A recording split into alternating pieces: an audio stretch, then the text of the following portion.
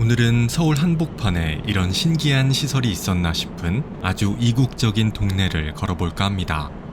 실제로 이곳은 마치 홍콩 영화의 한 장면을 보는 듯한 착각을 불러일으킬 정도로 한국에서는 보기 힘든 곳인데요. 지하철을 타고도 쉽게 갈 수 있는 오늘의 걷는 여행은 8호선 장지역 1번 출구에서 시작됩니다. 출구에서 빠져나와 건너편을 보면 서울에 이런 벌집 같은 건물이 있었나 싶은 거대한 규모의 아파트 단지가 나옵니다. 이곳이 바로 오늘 구경할 첫 번째 목적지인 송파 파크 하비오 푸르지오 공동주택 단지입니다. 이곳은 아파트 999가구, 오피스텔 3636가구가 들어선 단지인데요. 보이는 것과 같이 일반적인 아파트와는 다르게 세대들이 빽빽하게 밀집되어 있는 게 특징입니다.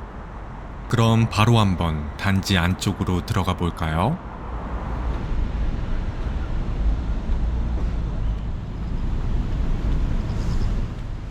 지금 보이는 흰색 건물들은 오피스텔 단지이며 용적률이 무려 600%에 달합니다. 여기서 용적률은 땅 면적 대비 건물 모든 층 바닥 넓이의 비율을 뜻하는데요. 용적률이 600%라는 것은 100평의 땅에 층당 100평인 6층 건물이 들어선 것이라고 보면 됩니다. 이렇게 용적률이 높은 이유는 바로 건물 높이 제한 때문입니다. 송파구 문정동은 성남비행장 운행고도 안에 있어서 건물을 높게 올리지 못하는데요. 그래서 이렇게 용적률을 높게 적용받았지만 높이 올라갈 수 없는 상황이라 옆으로 빽빽하게 건물을 지어 이런 외관이 탄생했다고 합니다. 오피스텔 단지 건너편에 있는 문정건영 아파트는 용적률이 254%, 건물 간 간격을 나타내는 지표인 건폐율이 22%로 비교적 낮은데요. 확실히 지금 둘러보는 단지보다 여유로워 보입니다. 단지 안쪽에 있는 계단을 따라 안쪽으로 들어가면 한국에 이런 건물이 있었나 하는 신기한 단지가 나옵니다. 한번 가볼까요? 안쪽으로 들어가자 빨간색 외벽과 빽빽한 창으로 뒤덮인 모습이 인상적인 건물이 나왔습니다. 이 건물은 밖에서 봤던 흰색 외벽 오피스텔 단지 안쪽입니다. 건물의 모습이 마치 홍콩 영화의 한 장면과 홍콩 아파트 단지의 모습을 떠올리게 하네요.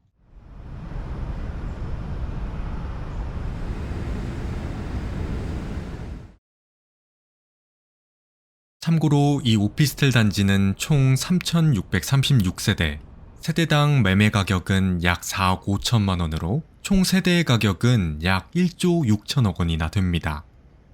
정말 어마어마한 규모의 오피스텔 단지입니다. 지금 보이는 단지 아래에는 신기한 시설 하나가 있는데요. 그것은 바로 워터킹덤 워터파크입니다. 규모가 큰 거대 공동주택 단지답게 안에는 이렇게 워터파크도 있습니다. 이렇게 단지 안쪽 지상과 지하층에는 다양한 근린상가들이 자리 잡고 있습니다. 한번 구경해 볼까요?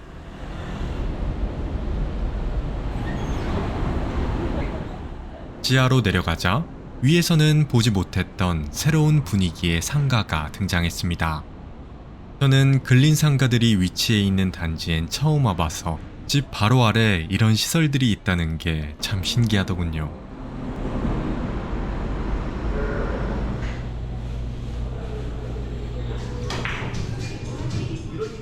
오피스텔 단지 바로 옆쪽에는 아파트 단지도 있습니다. 한번 가볼까요? 이곳은 총 999세대의 아파트 세대가 들어서 있는 파크아비오 푸르지오 아파트입니다. 세대당 매매가는 약 17억 원인데요. 세대 총 가격은 약 1조 7천억 원으로 오피스텔 단지 가격과 비슷합니다. 이곳도 역시 높이 제한이 있어 다른 아파트 단지에 비해 용적률이 높은 게 특징입니다. 그런데 지하철역 바로 앞에 위치하고 있고 다양한 공공시설도 들어서 있어서 살기는 좋아 보인다는 생각이 들었습니다.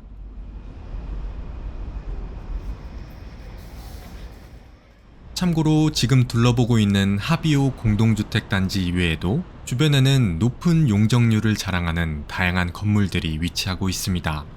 지금 보이는 건물은 파크 하비오 바로 건너편에 있는 송파 아이파크 오피스텔입니다.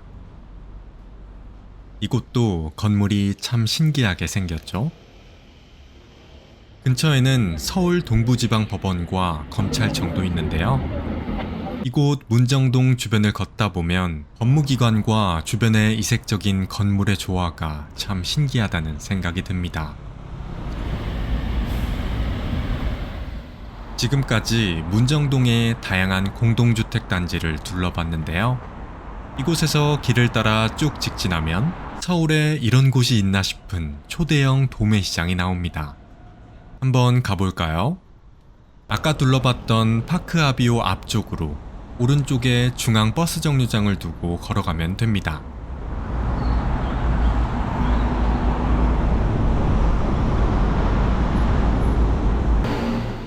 건물 안으로 들어가자 아파트 단지에서는 보지 못했던 싱싱한 해산물들이 눈에 들어왔습니다.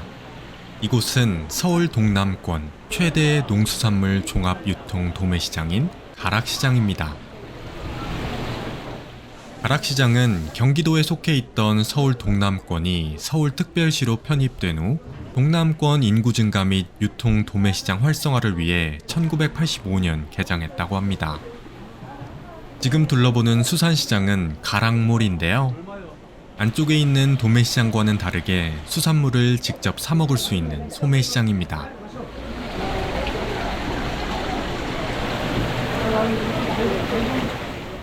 원래는 중간 유통처인 도매시장만 있었지만 가락시장 현대화 사업의 1단계로 2015년 이 가락몰이 생겼다고 합니다. 수산물시장 안쪽으로 들어가면 이렇게 고기를 파는 정육시장도 있습니다. 해산물과 고기를 함께 구매할 수 있다는 게 노량진 수산시장과는 다른 차별점입니다.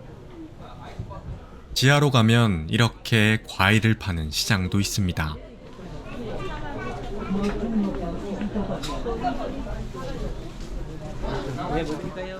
가락몰을 지나 더 안쪽으로 들어가면 이곳이 서울 한복판이라는 게 믿기지 않는 거대한 도매시장을 구경할 수 있습니다.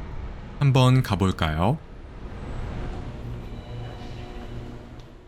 길을 따라가자 대규모 도매시장의 향기가 물씬 풍기는 거대한 과일시장이 등장했습니다. 이곳은 가락 과일시장인데요. 저는 오후에 방문해서 경매 장면을 실제로 보진 못했지만 새벽 1시쯤 오면 이렇게 경매하는 장면도 구경할 수 있다고 합니다. 그래도 여전히 수많은 과일들이 많이 쌓여 있더군요.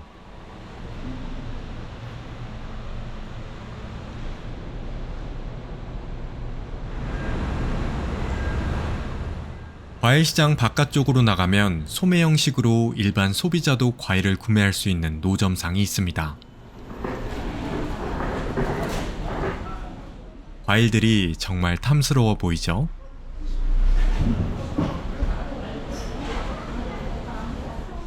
참고로 가락 도매시장에는 방금 둘러본 청과시장뿐만 아니라 수산물 및 건어물 시장,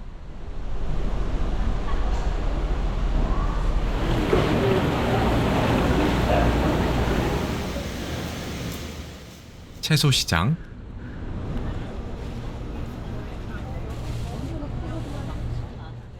양파 경매장 등 다양한 매장이 있습니다.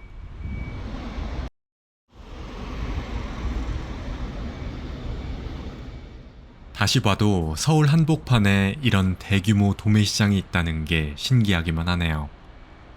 가락시장을 끝으로 오늘의 걷는 여행이 마무리되는데요.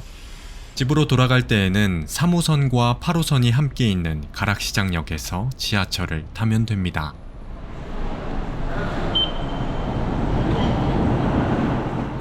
마치 홍콩 영화의 한 장면을 보는 듯한 이국적인 아파트 단지.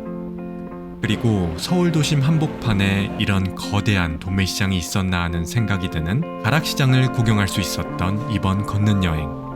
이번 주말 도심 속의 새로운 활기를 느끼러 송파로 걷는 여행을 떠나보시는 것 어떠신가요? 지금까지 걷는 여행이었습니다. 시청해주셔서 감사합니다.